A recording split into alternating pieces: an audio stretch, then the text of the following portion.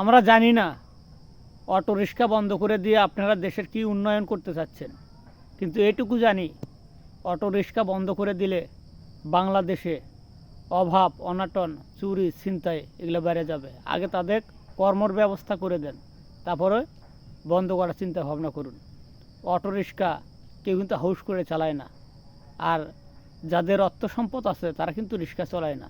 সাধারণ গরিব মানুষ, পেটে ভাত নাই, ৬০-৭০ বছরের মানুষও এই রিক্সা চালায়, এ হাউস করে চালায় না, তাদের পেটের ক্ষুধার জন্য এই রিক্সা চালায়। আর আপনারা রিক্সা বন্ধ করে দিতে যাচ্ছেন, এই মানুষগুলো কি করবে একবার চিন্তা ভাবনা করে দেখেছেন? তা দেখবেন না। বাংলাদেশে যে সিন্ডিকেট ব্যবসা হচ্ছে, একটা জিনিস ১০ টাকা দামের জিনিস ২০ টাকা বিক্রি হচ্ছে, এটা আপনাদের কোনো খোঁজ খবর নাই। আপনারা আছেন রিক্সা বন্ধ করে নিয়ে, আগে তাদের কর্মব্যবস্থা করে দেন, তারপরে আপনি অটো রিক্সা বন্ধ করে দেন। ধন্যবাদ সবাইকে।